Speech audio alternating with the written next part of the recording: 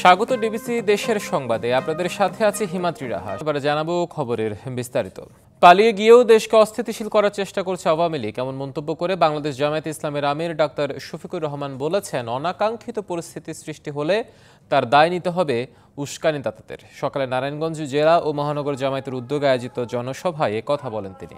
বলেন, শেখ হাসিনা সহ আওয়ামী লীগের নেতাকর্মীরা দেশের যত টাকা চুরি ডাকাতি লুট করে বিদেশে পাচার করেছে তা অন্তর্বর্তীকালীন সরকার ফিরিয়ে আনতে হবে। এবং জামায়াতের আমির আরও বলেন, আওয়ামী লীগ সরকার দেশের প্রশাসন ও বিচার ব্যবস্থাকে পুরো দমে ধ্বংস করে দিয়েছে।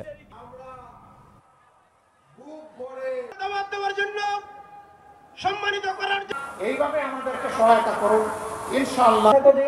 আমরা সন্ত্রাস চাই না। জনতা আজম রুল কুদুস সরাসরি আমাদের প্রার্থীরা ঘোষণা। তারা পালিয়ে যাওয়ার পরে জনগণ ধারণা করেছিল এরা 15.5 বছর আমাদেরকে বড় জ্বালাতন করেছে, এখন তারা পালিয়ে গেছে, আমরা এখন স্বস্তির নিঃশ্বাস ফেলতে পারবো।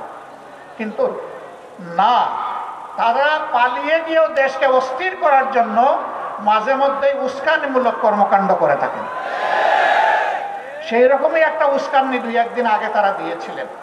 সুতরাং উস্কানির কারণে যত পরিবেশ সৃষ্টি হবে তার সমুদয় দায় উস্কানিদাতাদেরকেই নিতে হবে।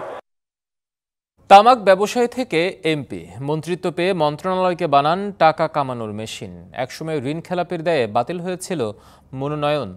এখন কয়েকশো বিঘা জমি ও কয়েক হাজার কোটি টাকার মালিক। লালমনিরহাটে 2 আসন থেকে আওয়ামী লীগের টিকিটে টানা 3 বার নির্বাচিত সাবেক সমাজ কল্যাণ মন্ত্রী নুরুজ্জামান আহমেদ। অভিযোগ আছে, তিনি ঘুষের টাকা নিতেন বস্তায় ভরে।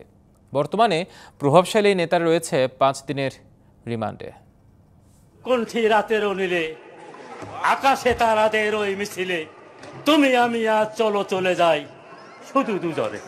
নুরুজ্জামান আহমেদ 2014 বিতর্কিত নির্বাচনে বিনা ভোটে এমপি হন লালমনিরহাট 2 আসনের। 2015 সালে খাদ্য প্রতিমন্ত্রীর দায়িত্ব নিয়ে সমালোচনায় আসেন। সংসদে পরিচিতি পান কবিতা মন্ত্রী হিসাবে, হয়ে ওঠেন শেখ হাসিনার বিশ্বস্ত। চিরজনমের সাথী, তোমারই খুঁজিছি দূর আকাশে, জ্বালায় চাঁদের বাতি। 2016 থেকে 2024 পর্যন্ত ছিলেন সমাজ কল্যাণ মন্ত্রণালয়ের দায়িত্বে। অভিযোগ আছে, ক্ষমতার কেন্দ্রে বসে অসহায় দুস্থ মানুষের নামে ক্যান্সার কিডনির ভুয়া রোগী দেখিয়ে বরাদ্দের নামে লুটে নেন 4,000 কোটি টাকা।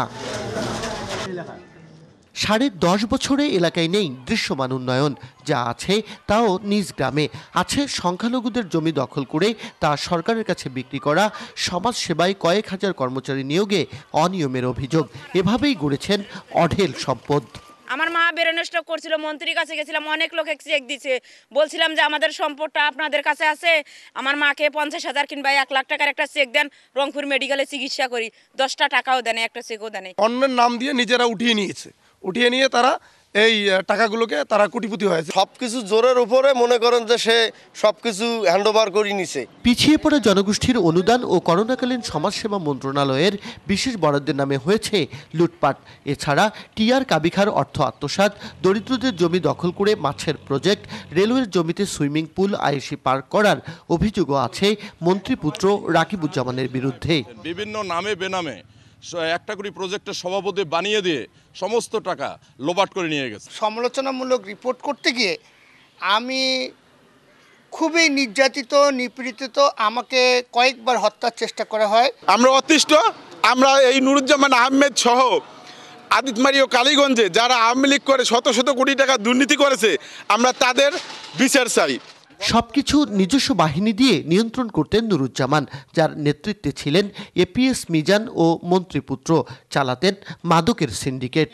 আজিতমারি কালীগঞ্জের যে মাদক চোরাবাড়ি বা মাদক কারবার আছে তার নিয়ন্ত্রক ছিল এবং হোতা ছিল। প্রতিবন্ধী কাট করবেন, সেখানেও দেখবেন যে সিন্ডিকেটের হাত, টাকা ছাড়া কাজ হয় না। আমরা বিভিন্ন সময় এই প্রতিবাদ জানালে আমাদেরকে নির্যাতন, হুমকির শিকার হইতে হইতো। এসব অনিয়মের মাধ্যমে নুরুজ্জামান এখন এলাকায় 400 বিঘা জমির মালিক। ঢাকার মিরপুরে 12 তলা ভবন, বসুন্ধরায় প্লট সহ আছে নামে বেনামে একাধিক ফ্ল্যাট। স্বজনদের নামে ব্যাংকে আছে কোটি কোটি টাকা। যদিও ভাইয়ের দাবি প্রোপাগান্ডার শিকার নুরুজ্জামান। রাজনৈতিক স্বার্থ হাসিলের জন্য বা তাকে অপদস্থ করার জন্য পরিবারটাকে যে ইতিহাস ঐতিহ্য যা আছে, ভবিষ্যতের রাজনীতিকে স্তব্ধ করে দেওয়ার জন্যই মূলত অপপ্রচারটা করছে। এদিকে হলফনামায় সবকিছু কৌশলে এড়িয়ে গেছেন নুরুজ্জামান। অবৈধ সম্পদ অর্জনের অভিযোগে 3টি মামলা করেছে দুদক। ব্যক্তি একজনের বিরুদ্ধে বা দু একজনের পরিবারের বিরুদ্ধে যে মামলাটা দিয়েই এটা থেকে ক্ষান্ত হওয়া যাবে না। এখান থেকে পুরা সিন্ডিকেটটাকে ধরতে হবে এবং এই পুরো সিন্ডিকেটটা যদি দৃষ্টান্তমূলকভাবে শাস্তির আওতায় নিয়ে আসা যায় তাহলে কিন্তু আগামীতে আর এই ধরনের কাজ কেউ করতে পারবে না। সুষ্ঠু তদন্তের মাধ্যমে নুরুজ্জামানের দুর্নীতি অনিয়মের বিচারের দাবি এলাকাবাসীর। Majed Masud, DBC news, Lalmonirhat. যারা 16 বছরের অপশাসন ভেঙেছে তাদের আগামীতে সুযোগ দিতে হবে বলে মন্তব্য করেছেন জনপ্রশাসন মন্ত্রণালয়ের সিনিয়র সচিব ডক্টর মোহাম্মদ মোখলেসুর রহমান। সকালে রংপুরে এক অনুষ্ঠানে যোগ দিয়ে তিনি এ মন্তব্য করেন। এ সময় তিনি শান্তি শৃঙ্খলা বজায় রাখতে আইন শৃঙ্খলা বাহিনী ও জেলা প্রশাসনকে সমন্বয় করে কাজ করার আহ্বান জানান। 3 থেকে 4 দিন আমাদের সরকার ছিল না, তখন কারা সরকার চালিয়েছে? কোনো বাহিনী ছিল না। স্টুডেন্ট, আপনারা সাংবাদিকরা, সেই লেভেলের কোনো অপরাধ হয় নাই। কাজে এগুলোকে মূল্যায়ন করতে হবে। 16 বছরে আমরা কিছু করতে পারিনি, সামনে করার সুযোগ নাই। যারা করেছে তাদেরকে করার সুযোগ করে দিতে হবে। অবৈধভাবে সমুদ্রপথে ইতালি যাওয়ার সময় ভূমধ্যসাগরে নৌকাডুবিতে প্রাণ গেছে গোপালগঞ্জের মুকসুদপুরের 3 যুবকের। সন্ধান মিলছে না একই জেলার সাইফুল ব্যাপারীরও। স্বজনদের হারিয়ে নির্বাক স্বজনরা দাবি জানিয়েছেন মরদেহ দেশে আনার পাশাপাশি দালাল চক্রের বিচার নিশ্চিতের। পরিবারের অসচ্ছলতা কাটাতে স্বপ্নের দেশ ইতালিতে পাড়ি জমাতে চেয়েছিলেন গোপালগঞ্জের মুকসুদপুর উপজেলার চরপ্রসন্নদী গ্রামের আরাফসান ইসলাম আশিক। শুরুতে দালালকে দেন 18 লাখ টাকা। লিবিয়ায় পৌঁছালে নানা অজুহাতে নেওয়া হয় আরও 8 লাখ টাকা। কথা ছিল সেখান থেকে পৌঁছে দেয়া হবে স্বপ্নের দেশ ইতালিতে। লিবিয়া থেকে ইতালি যাওয়ার পথে ভূমধ্যসাগরে নৌকাডুবিতে প্রাণ হারান আশিক। অনাকাঙ্ক্ষিত এই মৃত্যুতে পরিবারে নেমে এসেছে শোকের ছায়া। আমার স্বামীরে আটকাই রেখে গোপনে গোপনে ফোন দিয়া টাকা দিবা নাই মাইর হালাবো। স্বামীর তোলা সন্তান গোপনের দিক চাইয়া সুদি কইরা টাকা আইনা ভাইগুলো তোরাতে আর কত হবে না ভাই, আপনার মাঝে কত হবে না, আমার গেম করে নিয়ে যাবে। গেম করে নেওয়ার পরে ভাই আর খোঁজ নাই। একই গ্রামের আব্দুস সাত্তার খন্দকার ও মোল্লাদি গ্রামের রফিকুল শেখের পরিবারের অবস্থাও একই। স্বামী, বাবা আর ভাইকে হারিয়ে পরিবারে এখন শোকের মাতম। আমার বোনের ফোন দিয়ে কইছে যে আমার ভাই খাইতে পায় না, আর ওই 500 টাকা দিয়ে খাবার কিনে দিবে। আবুলাদের মারফতে দিয়েছিলাম 17 লাখ টাকা কন্টাকে। মানসিক নির্যাতন করিয়ে আর মনে করেন যে এই অবস্থা করছে। একই ঘটনায় সাইফুল ব্যাপারী নামে আরেক যুবকের খোঁজ পাচ্ছে না পরিবার। অধিকাংশ দালালের মধ্যে আমাকে 100 ঘর থাকে 95 ঘরে ফিরে দেওয়ার চেষ্টা করতেছে, যাইতে আছে। কেউ এরকম ভাবে অবৈধ পথে কেউ যেন এই ছলনায় না পড়ে, আমি এই মেসেজটা সবাই রেখে দিতে চাই যেন এই কাজটা কেউ না। অবশ্য সর্বশক্তি প্রয়োগ করে দালালদের দমনের কথা জানালেন উপজেলা নির্বাহী কর্মকর্তা।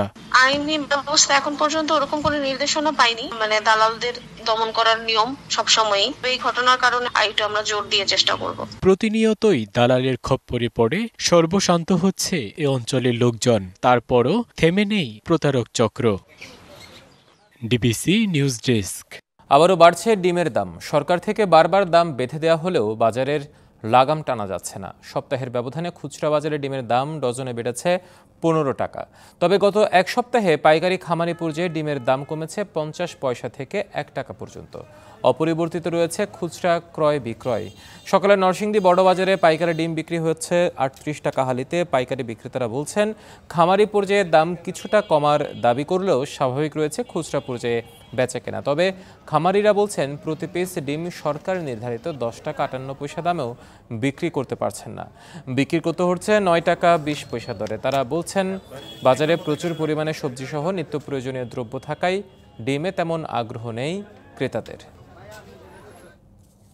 কক্সবাজারের টেকনাফে কাঠ সংগ্রহের সময় অপহরণ হওয়া 5 জনকে 3,40,000 টাকা মুক্তিপণ নিয়ে ছেড়ে দিয়েছে দুর্বৃত্তরা।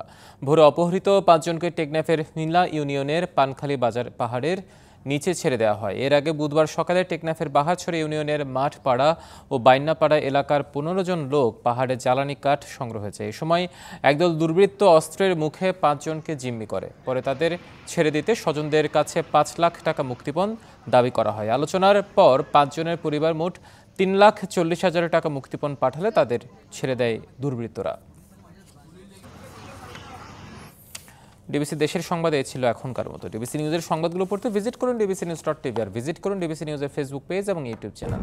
ডিবিসির সঙ্গে থাকুন।